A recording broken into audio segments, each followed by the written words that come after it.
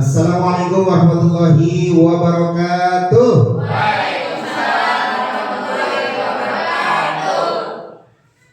Baru keluar dari kelas, masih terlihat telahnya ya Bapak Ibu ya. Ada pantun dari saya, tolong bilang cakep walaupun memang tidak cakep yang sedang berada di depan ini ya.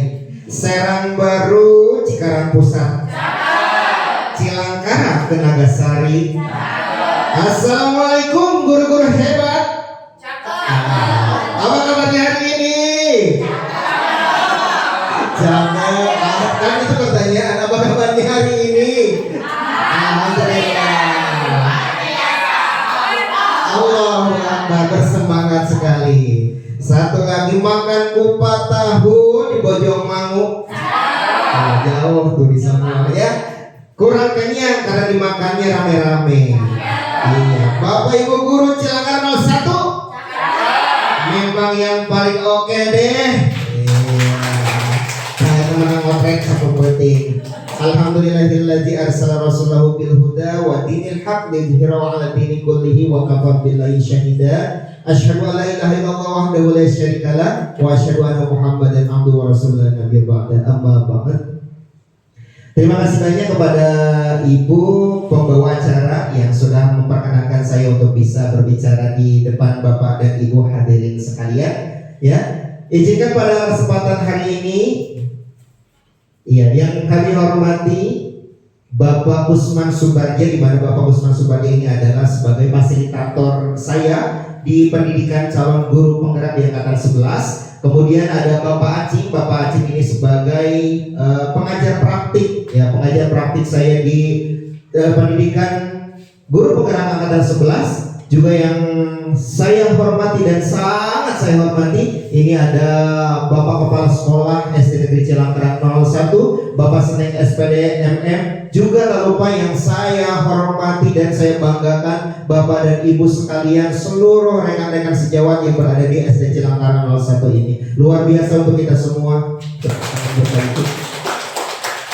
Puji syukur kehadirat Allah Subhanahu wa taala karena pada kesempatan yang berbahagia ini di hari Selasa 20 Agustus tahun 2024, saya hari ini mendapatkan tugas aksi nyata, yaitu untuk menyampaikan penyebaran pemahaman mengenai diseminasi budaya positif di SD Negeri Cilangkara 01 ini.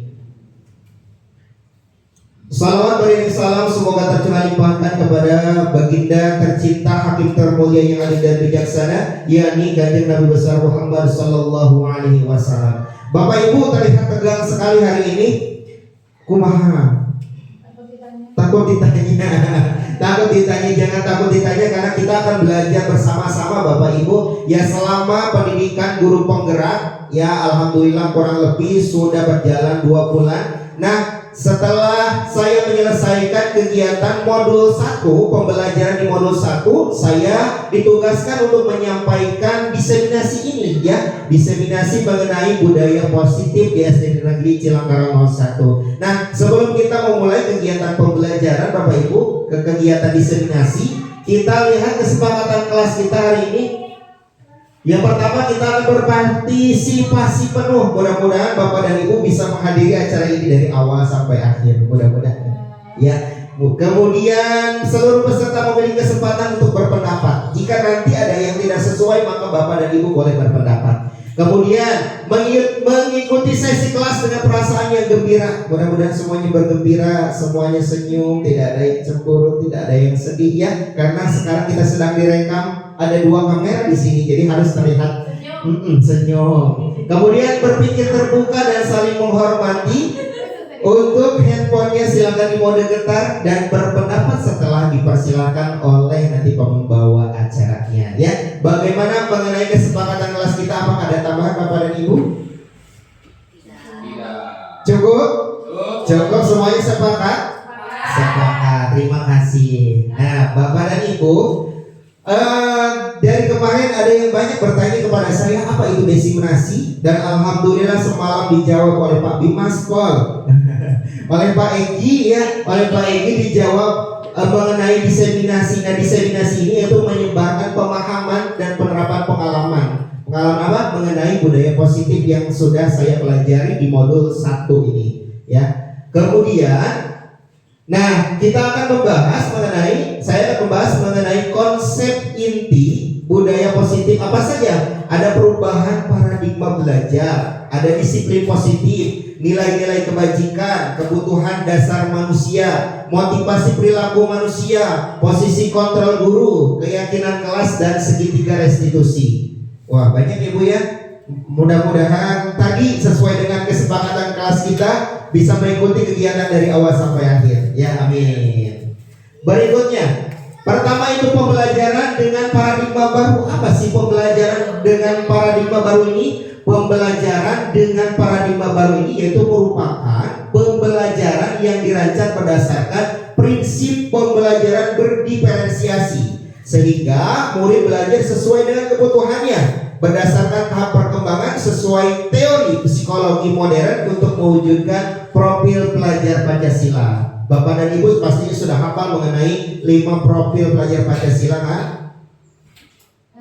Masih ingat? Ingat-ingat lupa, nanti kita bahas di depan ya. Kemudian yang pertama disiplin positif dan nilai-nilai kebajikan. Sekarang kita akan ada kegiatan yaitu ayo buka. Tapi buka di sini. Kalau dia udah tersenyum. Ya, silakan Bapak dan Ibu saling berhadapan. Iya, boleh saling berhadapan. Kepalkan salah satu tangan Bapak dan Ibu. Pak Bimas pun nggak ada temannya bisa di. Iya, iya. Silakan saling berhadapan. Nah, kepalkan salah satu tangan Bapak dan Ibu. Bayangkan Bapak, mana saja, boleh kanan boleh kiri. Bapak dan Ibu bayangkan bahwa Bapak dan Ibu menyimpan suatu benda yang sangat berharga di dalam kepala tangan Bapak Ibu itu, ya. Bapak dan Ibu perlu menjaga benda tersebut sekuat tenaga. Karena begitu pentingnya untuk kehidupan Bapak dan Ibu sekalian. Nah, tugas ya yang sebelah kiri saya ini yang bertugas sebagai pelaku A, ini pelaku B. Kita coba dari yang pelaku A. Pelaku A coba bujuk ke pelaku B, suruh dibuka.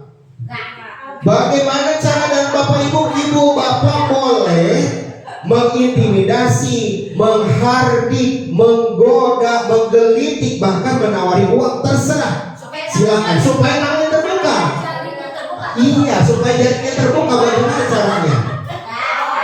Ingat yang bagian B itu ada harta berharga. Nah, coba.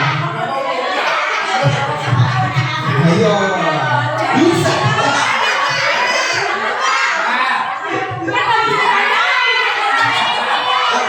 Sudah bisa dibuka?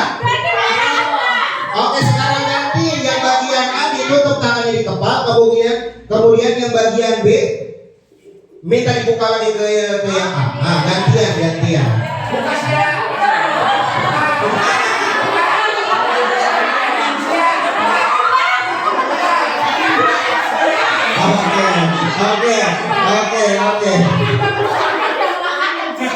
Oke, pertanyaannya, Pak Ujang, tadi saya perhatikan kenapa tangannya masih di kepala ya? Karena ada sesuatu yang sangat berharga di dalam kepala tangan saya, Pak. Kenapa nggak bisa dibuka? Walaupun berharga, kenapa nggak? Kan tadi udah dirayu, ada uang, ada apa? Kenapa? Karena ini sangat saking berharganya buat saya, jadi nggak bakal nama siapapun boleh dibuka.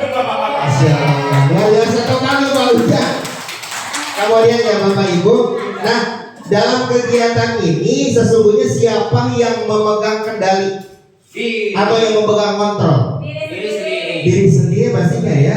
Jadi kita ketika ada yang mengontrol, ayo ada uang, ada apa, buka. Walaupun dihardik, kemudian diintimidasi, dimarahi, digoda, dan apapun itu, kita tetap berpegang teguh pada pendirian kita. Nah, apa kaitannya dengan kegiatan disiplin positif dan nilai-nilai kebajikan universal kita? Nah, di Bapak Ibu, teori kontrol Dr. William Glasser ini meluruskan beberapa miskonsepsi tentang makna kontrol. Ya, jadi ilusi guru mengontrol murid. Apakah bisa guru mengontrol murid. Kemudian ilusi bahwa semua penguatan positif efektif dan bermanfaat. Kemudian ilusi kritik dan membuat orang merasa bersalah dapat menguatkan karakter. Dan yang keempat, ilusi bahwa orang dewasa memiliki hak untuk memaksa. Bisakah kita mengontrol orang lain? Bisa tidak Bapak Ibu? Bisa sesuai situasi. Bisa sesuai situasi seperti itu. Teori kontrol Dr. William Glasser ini meluruskan yang beberapa ini miskonsepsi tentang makna kontrol itu tadi, ilusi guru mengontrol murid, kemudian ilusi bahwa semua penguatan positif efektif dan bermanfaat, ilusi bahwa kritik dan membuat orang merasa bersalah dapat menguatkan karakter.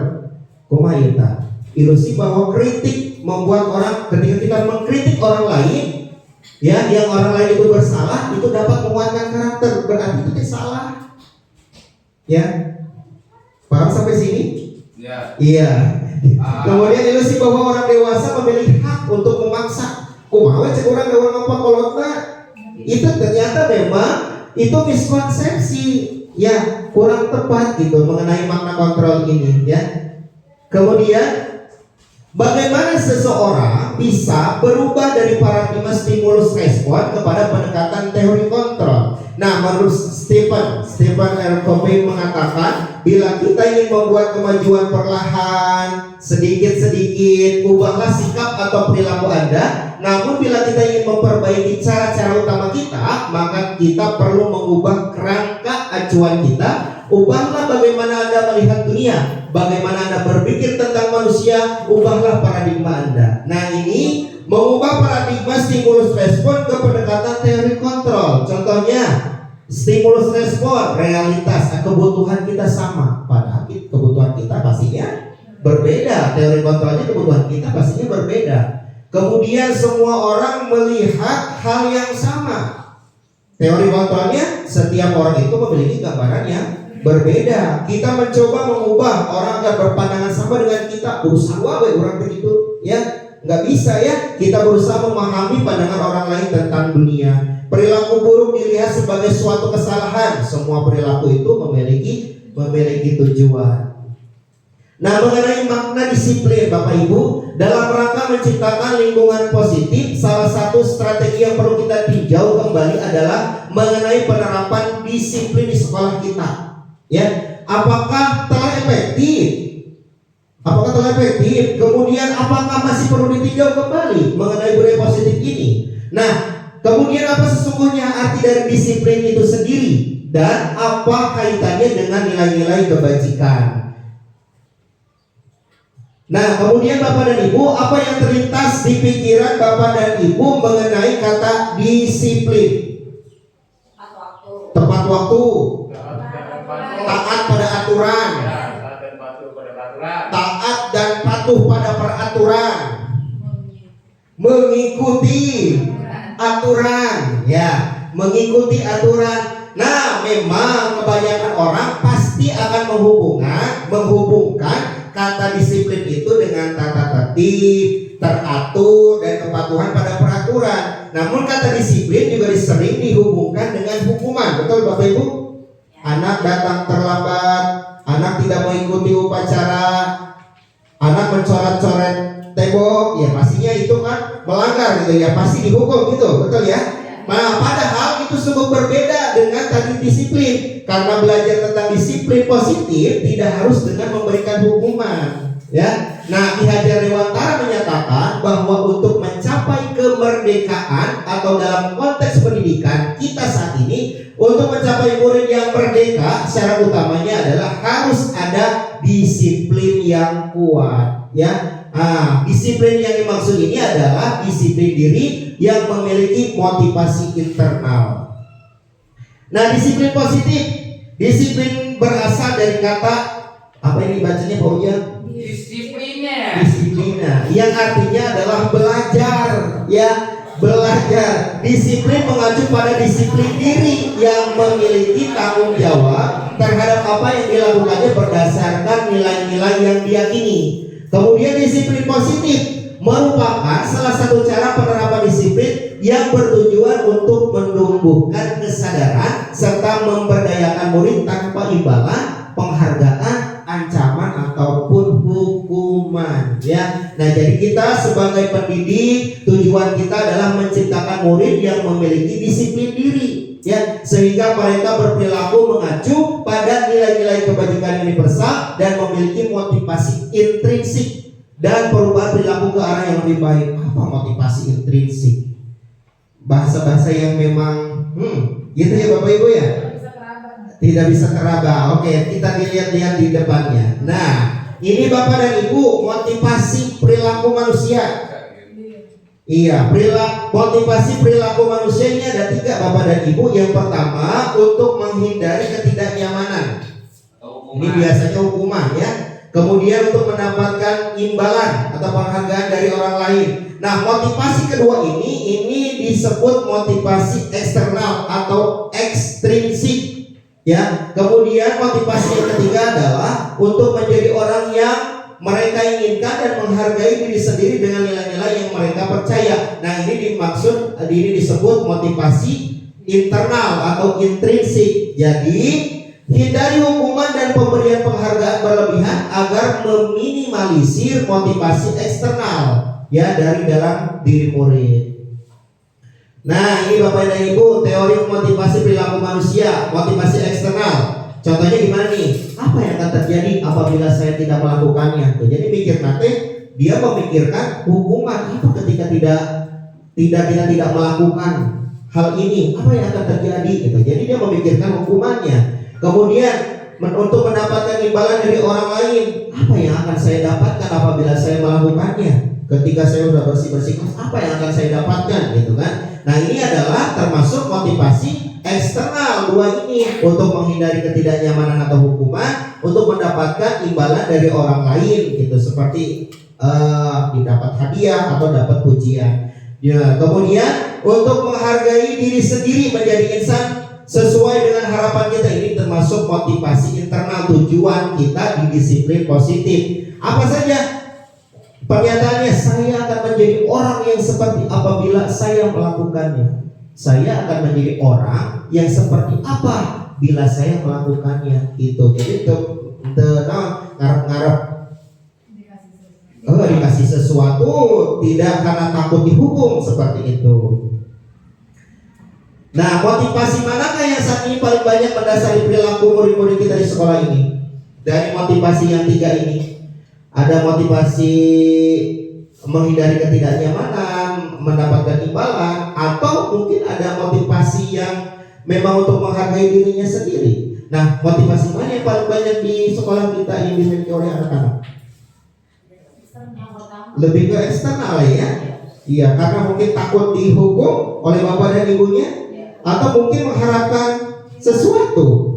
Aku datangnya paling pagi ini untuk mendapatkan ujian mungkin dari bapak dan ibu gurunya. Nah, mengenai disiplin positif, cara penerapan disiplin yang mengajarkan anak bertanggung jawab dan menumbuhkan kesadaran diri berdasarkan nilai-nilai kebajikan. Ya, kemudian dapat membuat murid memahami dan menyadari berdasarkan motivasi internal, bukan akibat paksaan, pujian ataupun hukuman. Kemudian lebih ke arah disiplin diri yang dapat mengontrol diri dalam melakukan segala tindakan. Ya. Kemudian agar tercipta budaya positif, penting bagi kita memilih dan menentukan nilai-nilai kebajikan yang diyakini, Bapak dan Ibu. Nilai-nilai kebajikan yang diyakini dan disepakati oleh seluruh warga sekolah. Apa saja nilai-nilai yang diyakini dan disepakati oleh warga sekolah kita? Bisa diperhatikan oleh Bapak dan Ibu. Ini nilai-nilai kebajikan, nilai yang disepakati bersama lepas dari suku, bangsa, agama, bahasa maupun latar belakangnya. Nilai-nilai kebajikan, ada peduli, keterus-terangan, apalagi kebersamaan, komitmen, berpercaya diri, belas kasih, tenggang rasa, bergotong royong, dan lain sebagainya. Kemudian melalui pelajaran Pancasila yang ada 5. 1. Beriman bertakwa kepada Tuhan yang Maha Esa dan berakhlak mulia. Kemudian yang kedua, bernalar kritis. 3. Berkebinekaan global. 4. Bergotong royong. Dan yang kelima adalah kreatif. Nah, nilai-nilai kebajikan apa yang sudah Bapak Ibu rasakan penting saat ini untuk ditanamkan pada anak-anak kita? Yang tadi sudah Bapak dan Ibu sebutkan, nilai-nilai kebajikan apa yang Bapak Ibu rasakan penting saat ini? Dengan zaman saat ini, tenggang rasa. Kenapa? Kenapa Pak? Kita harus memiliki tenggang rasa itu supaya kita juga menghindari perselisihan antara siswa. Kalau tenggang rasa itu kalau kita memiliki sifat yang memikirkan perasaan orang lain atau menahan emosi, suasana kelas jadi lebih stabil gitu. Ya, terima kasih Bu Halimah. Ada lagi Bapak dan Ibu kebajikan apa yang penting menurut kita untuk ditanamkan pada murid-murid kita? Tadi dari Bu Yana kreatif ya. Gotong royong katanya. Kenapa Bapak? Kenapa Pak ini bergotong royong?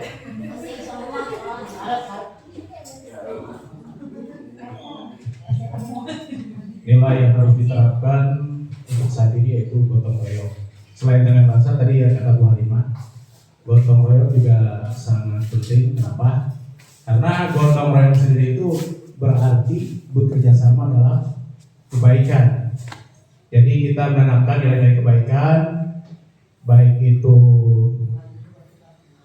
membantu guru atau saling tolong menolong antar sesama tanpa membeda-bedakan. Itu saja dari saya. Terima kasih. Wassalamualaikum warahmatullahi wabarakatuh.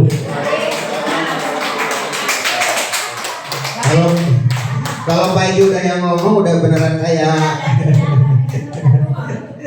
iya bebas beneran gitu lah ya. Betul sekali. Terima kasih Bapak dan Ibu atas tanggapannya. Ya.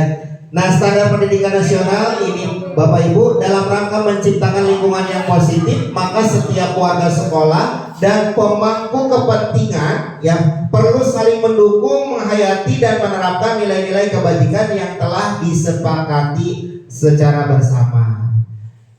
Berikutnya mengenai keyakinan kelas. Nah, mudah-mudahan mengenai keyakinan kelas ini Bapak dan Ibu semua memang sudah menerapkan di kelasnya masing-masing ya.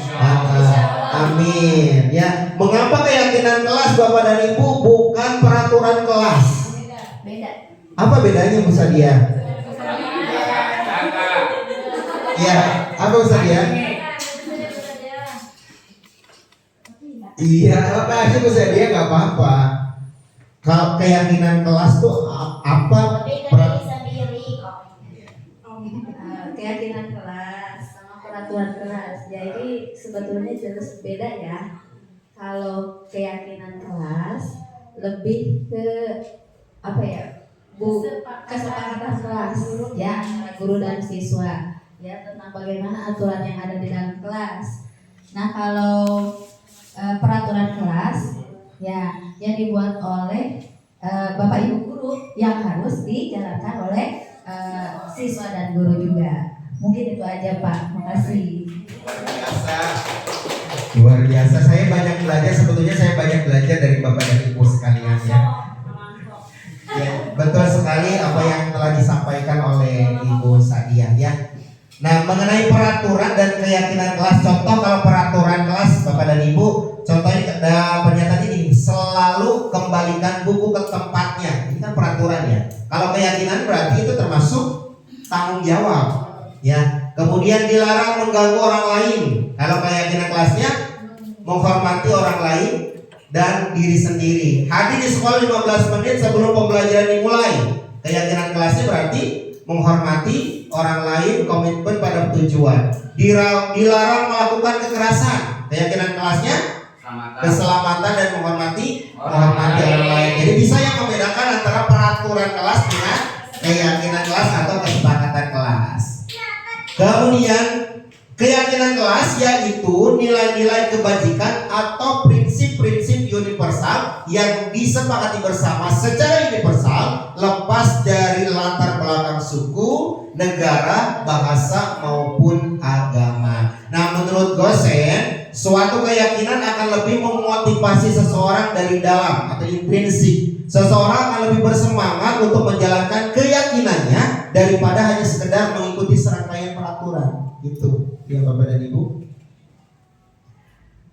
Nah, pembentukan keyakinan bagaimana? Yaitu harus bersifat abstrak. Kemudian yang kedua berupa pernyataan yang universal. Dibuatnya dalam pernyataan yang positif. Sedikit saja agar mudah diingat, ini tidak panjang-panjang, sedikit saja. Kemudian sesuai dengan kondisi kelas dan sekolah sehingga mudah diterapkan. Semua warga sekolah atau warga kelas dilibatkan saat pembuatan keyakinan kelas. Nah, Bapak dan Ibu, ketika Bapak dan Ibu membuat kesepakatan kelas atau keyakinan kelas, apakah murid dilibatkan? Pada kenyataannya dilibatkan atau tidak? Tidak kan? Nah, jadi yang baik itu, yang betul itu libatkan anaknya. Anak mau seperti apa gitu, ya. Kemudian bersedia meninjau kembali keyakinan kelas dari waktu ke waktu, seperti itu.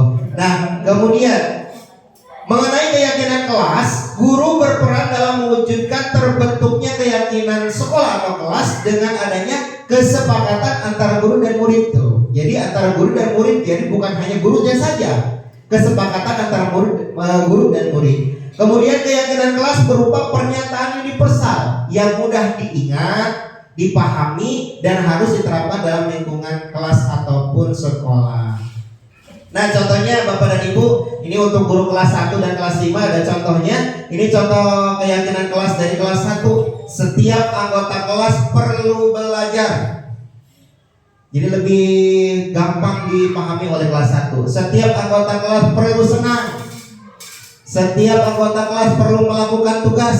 Ini untuk keyakinan kelas 1. Bagaimana untuk kelas 5? Selalu bersikap positif. Udah tinggi kan? Kemudian bahasanya beda. Senantiasa menjadi diri terbaik. Nah, ini salah satu contoh ya Bapak dan Ibu, keyakinan kelas 1 dan kelas 5. Masih semangat Bapak dan Ibu? Kita tepuk 1 sampai 5 ya. Banyak banget. Kalau tepuk 1 berarti 1, tepuk 2 kanan dan kiri. Tepuk 3 kanan kiri atas. Tepuk 4 tetek. Tepuk 5 yes ya. Tepuk 1, tepuk 2, tepuk 3, tepuk 4, tepuk 5.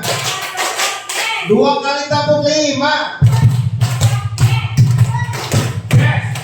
2 kali tepuk 5 tambah 4. Ini yang ditambah itu tepuk 5-nya jadi 3 kali. Bonus. Baik Bapak dan Ibu, kita akan melanjutkan. Mudah-mudahan masih tetap bersemangat ya Bapak Ibu. Yes, semangat. Selanjutnya mengenai kebutuhan dasar manusia. Ya, setiap manusia itu pasti memiliki kebutuhan. Nah, mengenai kebutuhan dasar manusia, kebutuhan dasar manusia itu adalah segala sesuatu yang kita lakukan untuk mendapatkan apa yang kita inginkan. Ya, seluruh tindakan yang kita lakukan ini pastinya memiliki tujuan tertentu, dan semua usaha yang terbaik yang kita lakukan adalah dalam rangka agar kebutuhan dasar kita terpenuhi dengan baik. Ya, nah apa saja kebutuhan dasar manusia Bapak dan Ibu?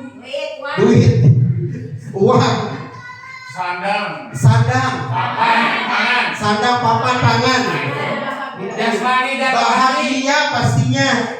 Apa jasmani dan rohani? Kebutuhan jasmani dan rohani. Betul kan? Ada lagi Bapak dan Ibu? Ya, oke Bapak dan Ibu. Kebutuhan dasar manusia itu ada 5 Bapak dan Ibu. Yang pertama adalah kebutuhan bertahan hidup. Apa saja bertahan hidup? Makan, pakaian, tempat tinggal, keamanan, kesehatan, itu termasuk bertahan hidup Bapak dan Ibu. Itu kebutuhan pokok ya Bu Ibit ya. Kemudian yang kedua, kasih sayang dan rasa diterima. Ya. Apa saja? Rasa diterima, dipedulikan, berbagi, kerjasama, menjadi bagian dalam kelompok. Nah, itu termasuk kasih sayang dan rasa diterima. Kasih sayang seorang suami kepada istrinya. Iya.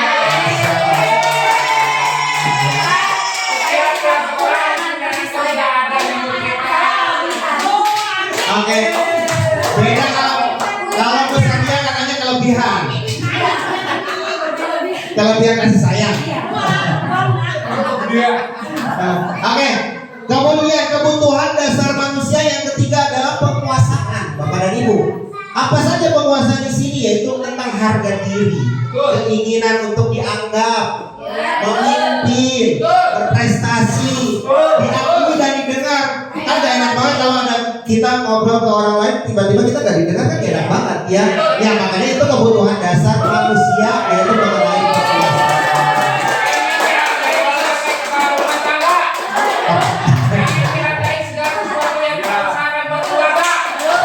Perasaan kebanyakan curhat di sini ya.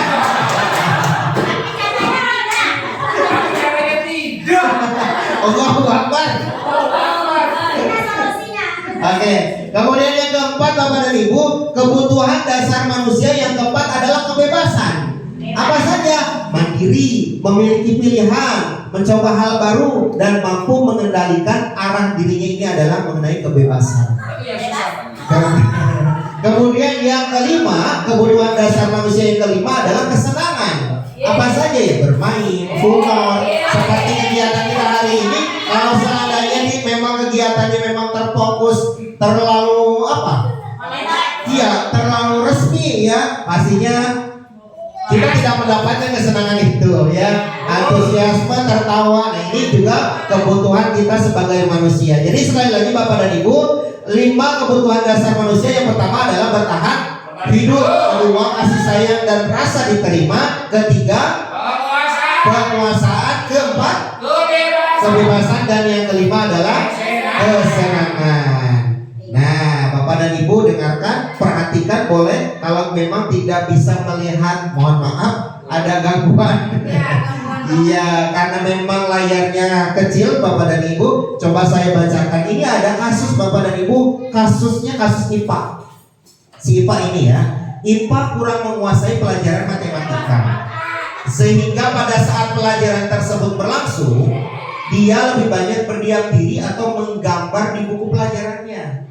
Pada saat guru matematikanya ini Pak Seno menanyakan pertanyaan IPA menjadi gugup dan tak sengaja menjatuhkan tasnya dari kursi, serta tiba-tiba menjadi gagap pada saat berupaya menjawab. Seluruh kelas pun tertawa melihat perilaku IPA yang berbicara tergagap dan terkejut tersebut.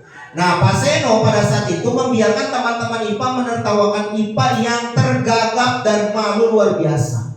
Dan malahan minta IPA untuk maju ke depan dan berdiri di depan kelas sambil menunjuk hidungnya. Jadi suruh maju, ditunjuk hidung si IPA, ya. Karena tidak bisa menjawab pertanyaan Pak Seno, kelas makin gaduh dan anak-anak pun tertawa melihat IPA di depan kelas memegang ujung hidungnya. Itu orangnya. Itu dihukum ceritanya, ditertawakan, nah disetrap kalau bahasa kita ya. Nah Bapak dan Ibu, dari kasus IPA ini, apa kebutuhan dasar manusia yang belum terpenuhi oleh IPA? Apa? Dihargai. Apa yang tadi nih dari ini? Ada bertahan hidup, kasih sayang, penguasaan, kebebasan, dan kesenangan. Kebutuhan yang belum terpenuhi oleh IPA dengan tadi si IPA ini ditunjuk oleh Pak Seno suruh ke depan karena tidak bisa menjawab. Apa kebutuhan yang belum terpenuhi oleh IPA? Penguasaan.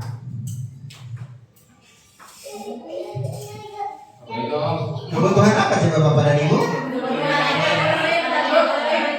Ini. Iya. Penguasaan. Kenapa Bu? Kedengaran. Kasih sayang. Kasih sayang ya. Bisa jadi kasih sayang. Kemudian tadi penguasaan. Karena mungkin si IPA memang tidak memahami pelajaran matematika, sudah minder sendiri. Ini ya termasuk penguasaan berarti ya. Kemudian kalau kasih sayang apa tadi Bu? Kurang dipedulikan ya, ditunjuk suruh maju padahal gak ditanya dulu bisa atau tidak gitu ya perhatiannya. Ada lagi kebebasan. Kenapa Bapak dan Ibu? Tidak bisa memilih,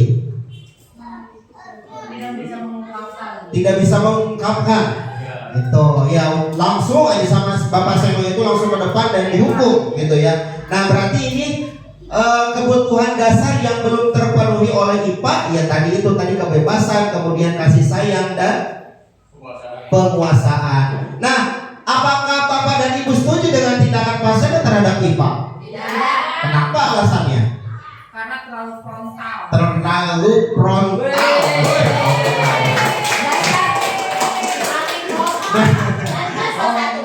Iya, menurut Bapak dan Ibu, tindakan Pak Seno terhadap IPA ini sebuah hukuman atau konsekuensi, Bapak dan Ibu? Hukuman. Kenapa disebut hukuman, bukan konsekuensi? Karena berupa sepihak saja. Iya, sepihak katanya ya. Nah, Bapak dan Ibu mengenai hukumannya atau konsekuensi dalam menjalankan peraturan ataupun keyakinan kelas ataupun sekolah, bila mana ada suatu pelanggaran atau tindakan terhadap suatu pelanggaran itu pada umumnya pasti berbentuk hukuman atau konsekuensi. Nah, tapi Bapak dan Ibu tahu tidak apa perbedaan antara hukuman, konsekuensi ataupun restitusi? Nah, ada hal baru ya, restitusi. Apa tuh restitusi? Coba deh, kalau hukuman apa hukuman? Sesuatu yang diberikan jika seorang bersalah. Iya, terima kasih Pak Edi, betul. Jadi hukuman itu sifatnya tidak terencana Bapak dan Ibu, tiba-tiba lah gitu. Kemudian murid tidak tahu apa yang akan terjadi. Ya, kemudian bersifat satu arah, betul tadi kata Bu Ipit. Kemudian berupa hukuman fisik. Nah, kalau hukuman itu ya. Nah, kalau konsekuensi apa? Terencana, disepakati sesuai dengan peraturan. Sini melakukan tadi terlambat datang ke sekolah, konsekuensinya iya gitu. Nah, murid tetap dibuat tidak nyaman pastinya. Kemudian sikap guru selalu memonitor murid. Nah, ini perbedaan antara hukuman, konsekuensi. Nah, kalau kalau restitusi apa? Tuh kan, karena ini adalah bahasa baru, betul ya? Restitusi apa restitusi? Nah ini, jadi program disiplin positif ini dinamakan restitusi. Jangan sampai salah lagi Bapak dan Ibu ya, restitusi. Iya, kalau restitusi itu proses menciptakan kondisi bagi murid untuk memperbaiki kesalahan. Kemudian proses kolaboratif yang mengajarkan murid untuk mencari solusi. Jadi ketika memang anak salah itu dicari solusi, nggak langsung ujung-ujung dikasih sanksi hukuman gitu. Itu bedanya hukuman, konsekuensi dan restitusi.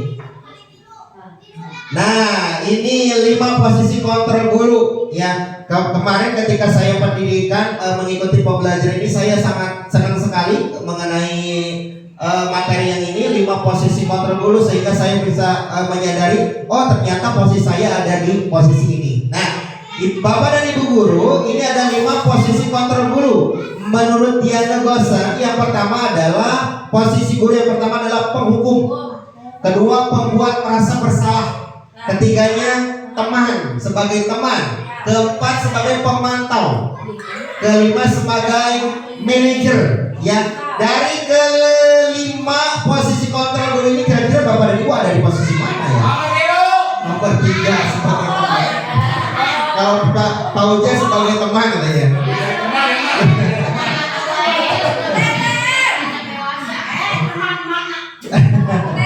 Bahaya ya. Ya, nah coba kita lihat ini dulu Bapak dan Ibu, ini kita saksikan ada 5 posisi kontrol itu adalah 1. Posisi penghukum, 2. Posisi pembuat merasa bersalah, 3. Posisi teman, 4. Posisi pemantau atau monitor, dan 5. Posisi manajer. Untuk lebih memahami kelima posisi tersebut, mari kita saksikan kasus Naren yang terlambat hadir 20 menit sekolah dan melihat bagaimana kelima posisi kontrol dalam menghadapi masalah tersebut. pertama sebagai posisi penghukum.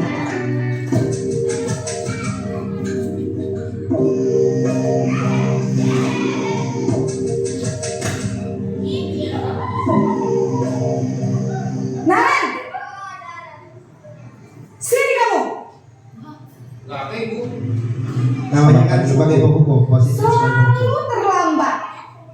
Kamu deh pasti terlambat.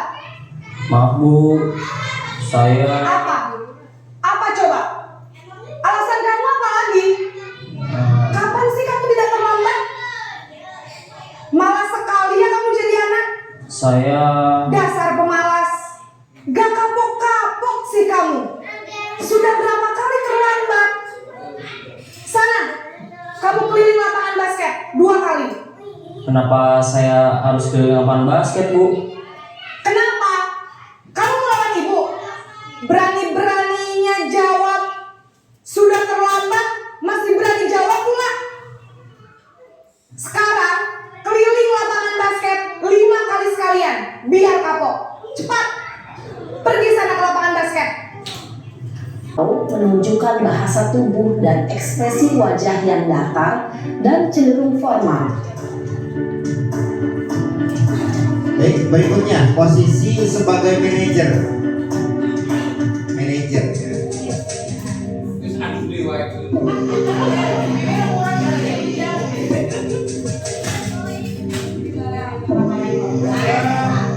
Naren,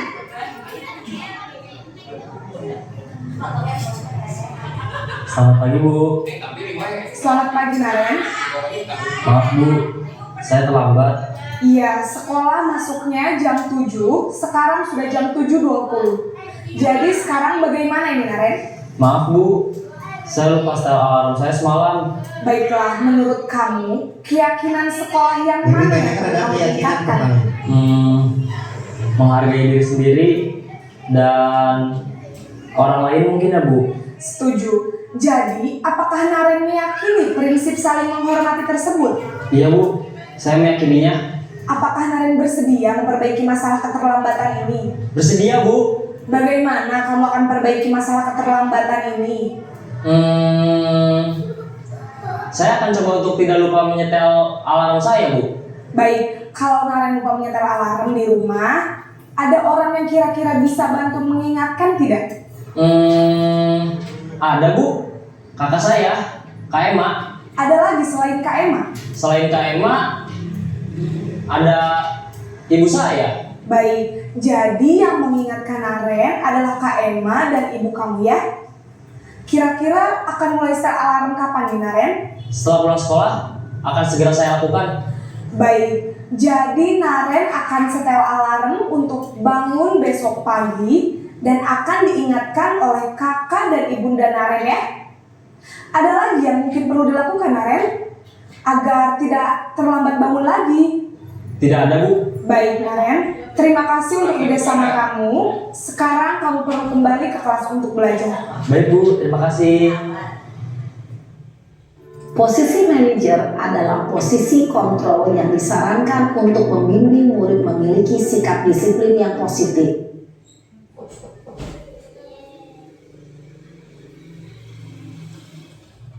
Baik, dan Bapak dan Ibu semuanya masih semangat Bapak dan Ibu? Ada waktu kurang lebih 30 menit ke depan ya. Nah, mengenai 5 posisi kontrol guru yang tadi sudah dicontohkan, kira-kira Bapak dan Ibu ada di posisi yang mana? Kalau sudah melihat contoh 5 tadi yang sudah diyakini, oh ternyata posisi saya ada di posisi ini loh. Iya, makanya kemarin kenapa saya sangat menyukai mengenai pembelajaran ini. Ternyata saya mulai menyadari, oh ternyata posisi saya ada di posisi nomor sekian, seperti itu. Mudah-mudahan kita bisa belajar ya Bapak dan Ibu. Posisi kita ada di posisi yang kelima, yaitu sebagai posisi manajer. Nah, lihat lagi Bapak dan Ibu contoh penerapan 5 posisi kontrol guru. Ini ada kasus siswa tidak memakai atribut lengkap saat upacara bendera. Contoh nih, keliling lapangan 20 kali. Nah, ini termasuk penghukum. Kemudian berapa kali Bapak harus memberitahu kamu? Kamu selalu saja mengecewakan Bapak. Kamu tidak kasihan pada Bapak. Tuh, memelas ya. Ini membuat merasa bersalah. Kemudian, ayo dong ikuti aturan sekolah. Tolong Bapak ya. Oke, tidak apa-apa, lain kali jangan sampai berbuat seperti ini lagi ya. Nah, ini posisinya sebagai teman. Kamu sudah melanggar peraturan sekolah. Kamu tahu konsekuensinya. Setelah pulang sekolah jangan lupa minta dibelikan oleh orang tua ya. Nah, ini sebagai pemantau. Bagaimana sebagai manajer contohnya? Apakah kamu tahu kesalahan kamu? Kira-kira bagaimana kamu memperbaiki kesalahanmu? Ini sebagai manajer. Ya, jadi Bapak dan Ibu, posisi kontrol guru yang memang kita harus belajar dari 5 posisi tadi yang harus diterapkan oleh kita, yaitu sebagai manajer. Guru berbuat sesuatu bersama murid, mempersilahkan murid mempertanggungjawabkan perilakunya dan mendukung murid agar dapat menemukan solusinya atas permasalahannya sendiri gitu. Jadi jangan langsung belajar dari pengalaman tadi, Bu Mama. Mudah-mudahan kita bisa menerapkannya langsung. Posisi kita sebagai manajer ya. Jadi mencari solusinya, nggak langsung dihukum anak, gitu ya. Posisi manajer mengacu pada restitusi yang dapat menjadikan murid sebagai manajer bagi dirinya sendiri sehingga terciptalah identitas positif pada diri murid. Ya, kemudian posisi kontrol apa saja? Posisi kontrol apa saya? Saya sangat kecewa sekali dengan kamu. Saya sangat kecewa sekali dengan kamu. Cepat berdiri di depan kelas. Apa ini? Mogok. Apa rencana kamu untuk menyelesaikan masalah ini? Manajer. Kemudian, ayo lakukan demi Bapak ya. Apa? Membuat merasa bersalah, gitu, memelas gitu ya, memelas ya. Nah, iya, kayaknya terlihat sudah. Iya, Bapak dan Ibu kembali berhadapan dengan rekan guru yang lain, saling berhadapan dua orang. Silakan berdiri dulu. Iya.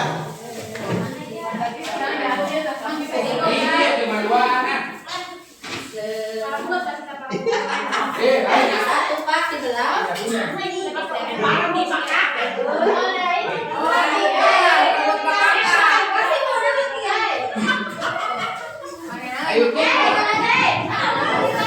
Aku belum dikasih ya. Itu sama. Oke. Bapak dan Ibu, kita akan sprinting karena sudah panas, kebul, tunduk. Silakan berdiri Bapak dan Ibu. Ya. Ikuti apa-apa dari saya. Oke. Nanti ikuti. Kepala pegang kepala, pundak pegang pundak, pinggang pegang pinggang. Oke. Kemudian kalau pegang permen berarti Bapak dan Ibu kudu iya. Ngambil secara cepat. Iya, berebut.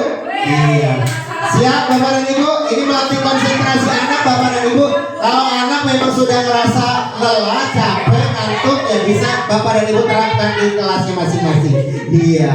Kepala, pundak, pinggang, pinggang, kepala, pundak, kepala, pundak, pinggang, pinggang, kepala, pinggang, pinggang, kepala, pundak, permen.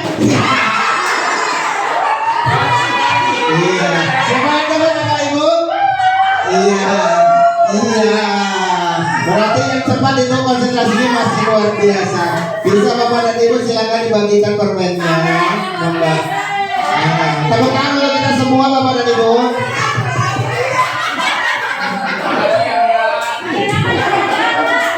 Iya. Siap. Iya, Pak Ujang silakan duduk kembali Pak.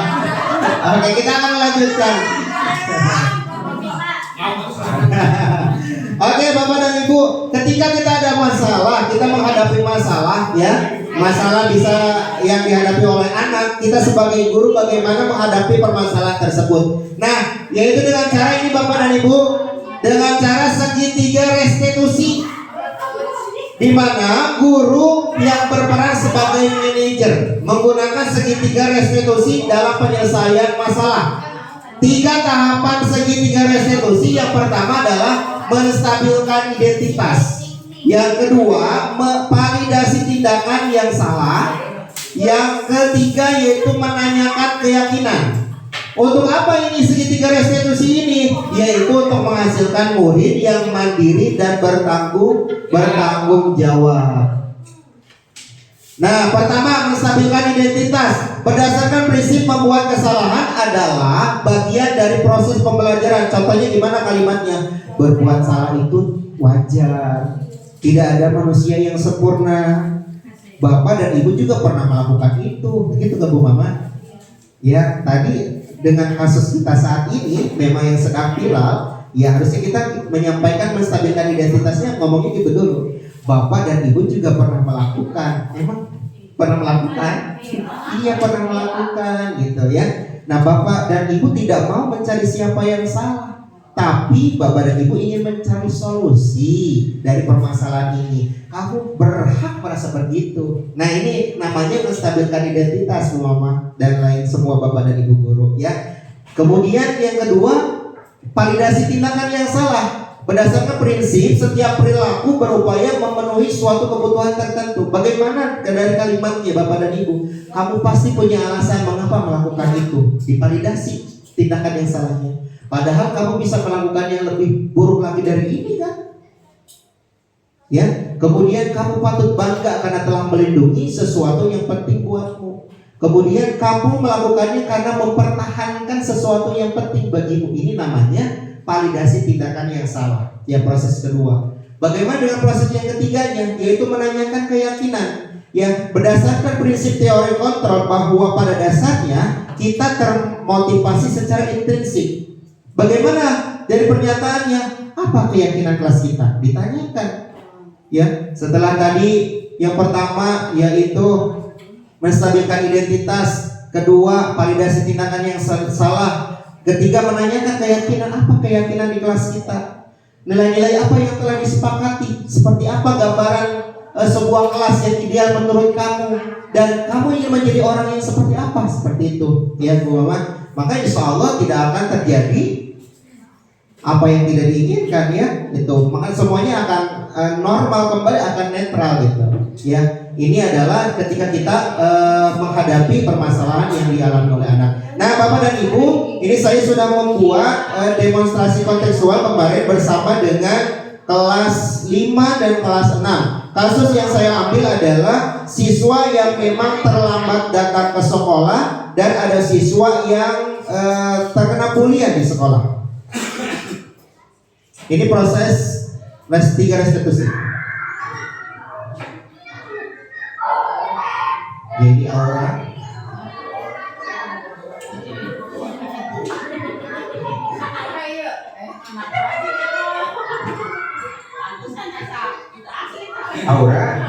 pada terlambat. Iya Pak, saya terlambat, saya kesiangan. Soalnya saya mengerjakan tugas. Oh iya, yuk masuk. Duduk dulu ya nak. Duduk dulu sini. Gak langsung dimarahin Bapak dan Ibu. Duduk dulu, ajak ngobrol. Ini anak yang sangat rajin. Ya biasanya datang itu ke sekolah sering datang tepat waktu. Nah pasti kamu punya alasan dibalik keterlambatan ini. Iya Pak, tadi pagi saya kesiangan karena begadang mengerjakan tugas. Mengerjakan tugas ya. Bapak mengerti Aura, kamu ini adalah siswa yang bertanggung jawab dan selalu berusaha melakukan yang terbaik. Ya, ini proses adalah menstabilkan identitas. Namun kita juga harus menjaga kesehatan dan disiplin waktu karena itu sama pentingnya dengan menyelesaikan tugas. Iya Pak, saya salah karena tidak mengatur waktu dengan baik. Nah betul Aura, begadang sampai larut malam dan datang terlambat ke sekolah itu bukanlah pilihan yang baik kan. Kamu benar-benar perlu menjaga keseimbangan antara tugas dengan kesehatan. Saya akan berusaha untuk lebih disiplin lagi Pak. Nah Aura ingat ya dengan menanyakan keyakinan ini? Ingat Pak, datang ke sekolah tepat waktu. Nah menurut Aura, mengapa penting untuk datang ke sekolah tepat waktu? Karena dengan datang tepat waktu, saya bisa mengikuti pelajaran dari awal dan tidak ketinggalan materi penting. Selain itu juga menunjukkan rasa tanggung jawab saya sebagai siswa. Nah itu keyakinan yang bagus Aura. Bapak percaya kamu akan berusaha lebih baik dari depannya. Nah kita semua bisa belajar dari kesalahan ini. Dan Bapak yakin kamu bisa menjadi lebih disiplin lagi. Terima kasih Pak, saya akan berusaha lebih baik lagi. Bagus Aura ya. Terima kasih juga untuk Aura ya. Silakan duduk di tempat duduknya Aura dan ikuti pembelajaran hari ini ya. Terima kasih Pak.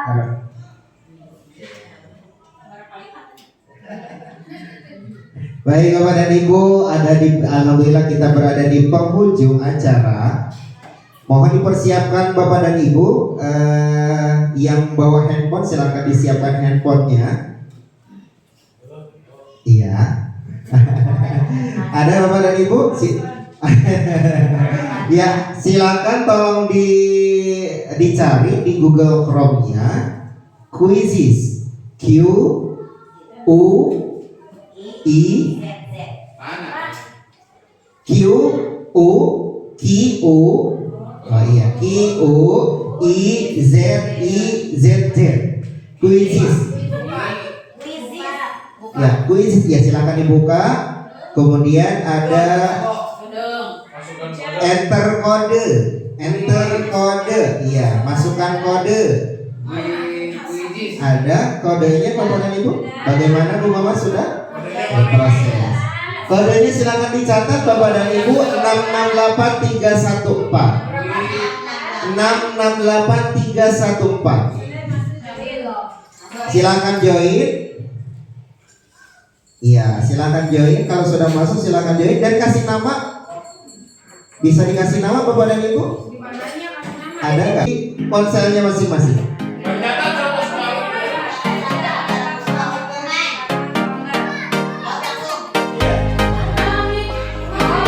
Iya, itu dilengkapi ke atas, bisa ditarik sama Bapak dan Ibu. Nah, digeser. Ditarik yang mana yang jawabannya betul. Iya, silakan lanjutkan.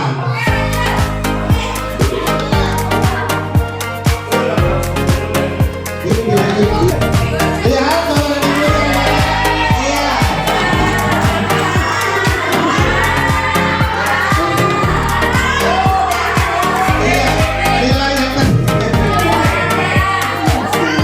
Iya. Pertanyaan ketiga, semua ada 10 ya Bapak Ibu. Kita waktuin ya, dipercepat. Ayo langsung Bapak dan Ibu.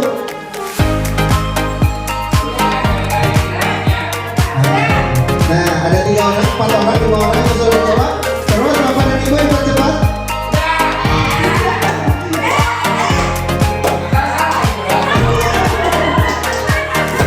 Iya, sudah semua.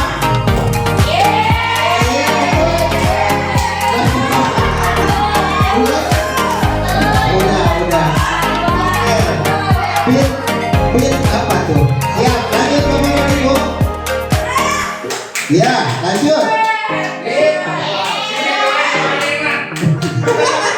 Pit siapa ya? Pit ya? Mulai udah. Lanjut saja. Baik, lanjutkan terus Bapak dan Ibu. Iya. Belum, baru lanjut. Oke.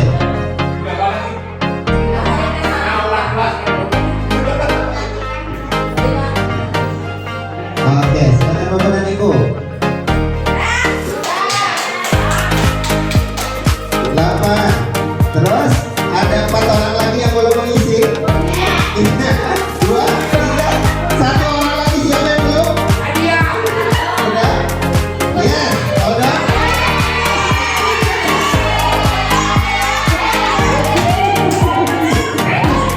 Bit, masih bit yang ya paling penting lainnya.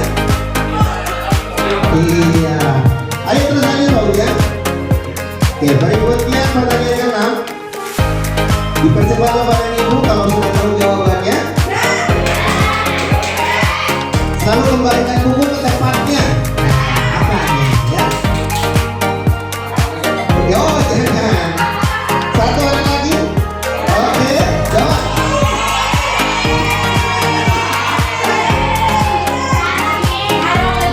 Oke, lanjut ke pertanyaan ke-7 Bapak dan Ibu. Ada 3 pertanyaan lagi. Pertanyaan ke-7 Bapak dan Ibu. Dilarang menggunakan narkoba.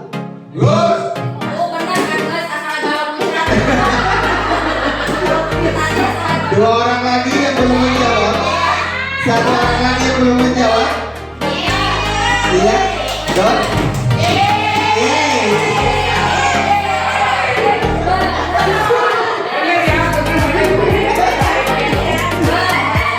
Oke, selanjutnya pertanyaan ke-8 Bapak dan Ibu. Ada 10 pertanyaan.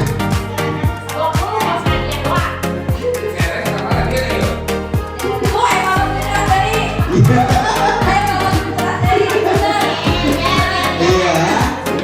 Ada 6 orang lagi. Kesehatan, keselamatan. Tentang apa ini? 3 orang lagi yang belum menjawab. Iya.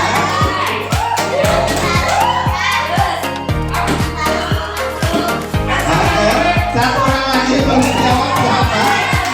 Masih boleh. Iya. Masih 1 orang lagi yang belum menjawab.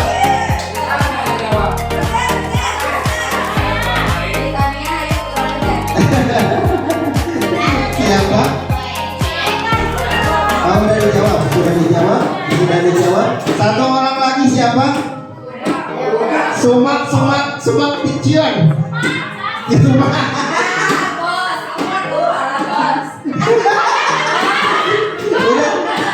Udah. Siapa yang belum menjawab? Ini 1 orang lagi.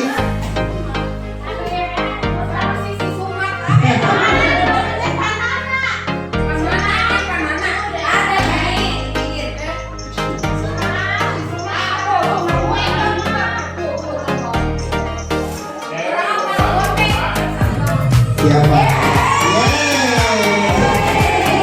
Nanti ada ujian tidak menjawab 1 orang. Ya, selanjutnya pertanyaan nomor 9 Bapak dan Ibu 2 lagi ya. Iya, siap. Pertanyaan selanjutnya.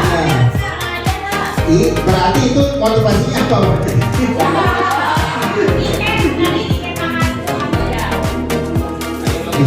Silakan Bapak dan Ibu. Posisi kontrol apa ini? Ayo dong ikuti aturan sekolah. Tolong bantu Bapak ya. Oke, tidak apa-apa lah tadi jangan sampai berbuat seperti ini lagi. Iya. Yo, apa ya? 4 orang lagi. Bapak dan Ibu ditunggu jawabannya. 4 orang lagi.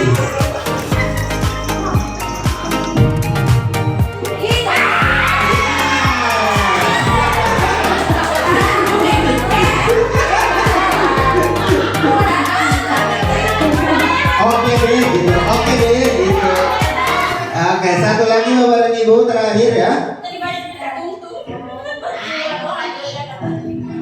Iya, masih soal pilihan. Iya.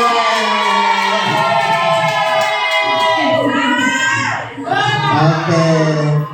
Nilai tertinggi diraih oleh Bonang Pecai.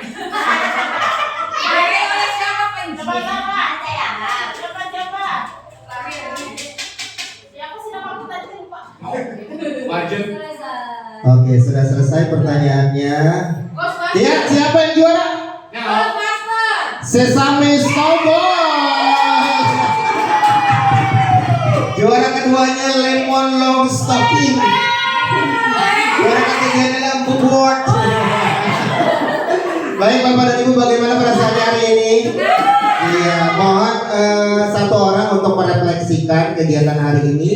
Mengenai pendapatnya, merefleksikan kegiatan kita yang sudah tadi berjalan dari pukul 10.30 ya sampai sekarang pukul 12. Siapa Bapak atau Ibu? Monggo. Iya. Iya, silakan Pak Edi merefleksikan kegiatan. Assalamualaikum warahmatullahi wabarakatuh.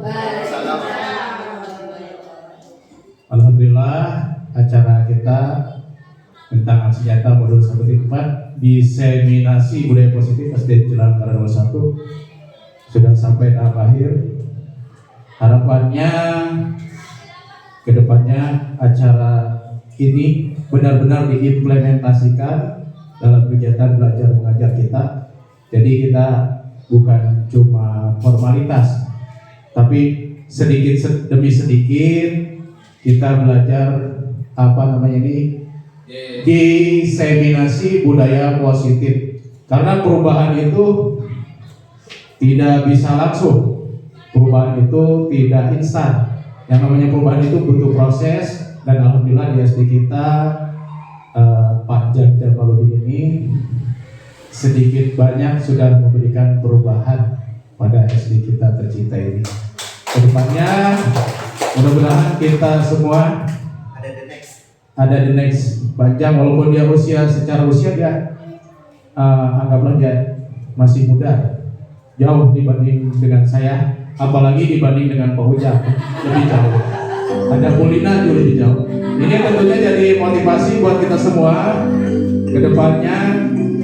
Mari kita sama-sama berubah demi kemajuan SD kita tercinta. Terima kasih. Wassalamualaikum warahmatullahi wabarakatuh. Waalaikumsalam warahmatullahi wabarakatuh.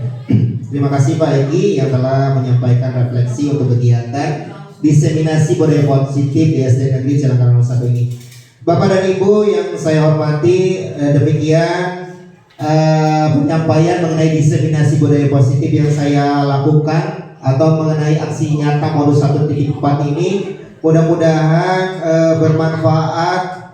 Kemudian tadi disampaikan sama Pak Ibu, mudah-mudahan benar-benar diaplikasikan di kelas kita masing-masing. Kita mencoba perlahan ya Pak Ibu ya, sedikit demi sedikit seperti itu. Mohon maaf jika banyak sekali kekurangan ya, ataupun dari kata-kata saya yang memang kurang tepat, kurang pantas. Demikian dari saya. Wassalamualaikum warahmatullahi wabarakatuh. Salam bahagia, tergerak, bergerak dan menggerakkan. Ya. Sangat bermanfaat. Saya akan mengutip ya yang disampaikan Ki Hajar Dewantara bahwa sekolah diibaratkan sebagai tanah tempat bercocok tanam, yaitu guru harus mengusahakan sekolah menjadi lingkungan yang menyenangkan, menjaga dan melindungi murid dari hal-hal yang tidak baik. Dengan demikian, karakter murid tumbuh dengan baik sesuai dengan profil pelajar Pancasila yang bisa diupayakan melalui budaya positif di sekolah.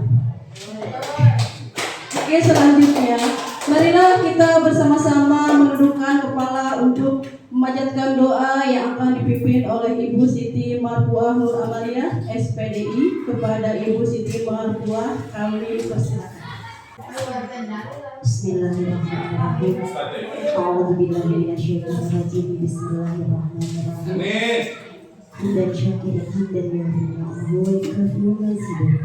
Ya Rabbana lakal hamdu kama yanbaghi li jalali wajhika wa karamati wajhika. Ya Allah, siang ini kami hadapkan diri kepada-Mu. Kami tundukkan hati, kami bermunajat kepada-Mu, dan kami pasrahkan jiwa dan raga kepada-Mu. Ya Allah, hadirkanlah kekhusyuan dan keikhlasan dalam doa kami. Ya Allah, di dalam pengawasan-Mu kami di siang ini berkumpul dalam kegiatan aksi nyata diseminasi budaya positif. Karena itu ya Allah, berkahilah acara kami, bukalah pintu hati kami, berikanlah pemahaman dan jalan keluar dari setiap permasalahan kami. Dan penuhilah pertemuan ini dengan kebaikan dari awal hingga akhir nanti. Ya Allah, Engkau adalah Rabb kami, tidak ada Tuhan selain Engkau. Jadikan kegiatan diseminasi budaya positif ini sebagai bentuk nyata ibadah kami kepadamu, dan kami berlindung kepadamu dari kejahatan, kecurangan, dan dusta yang telah kami lakukan. Maka ampunilah kami, karena tidak ada yang bisa mengampuni dosa-dosa kami selain Engkau. Rabbana atina fid dunya hasanah wa fil akhirati hasanah wa qina adzabannar. Subhana rabbika rabbil izzati amma yasifun wa salamun alal mursalin walhamdulillahi rabbil alamin. Wassalamu Wassalamualaikum warahmatullahi wabarakatuh.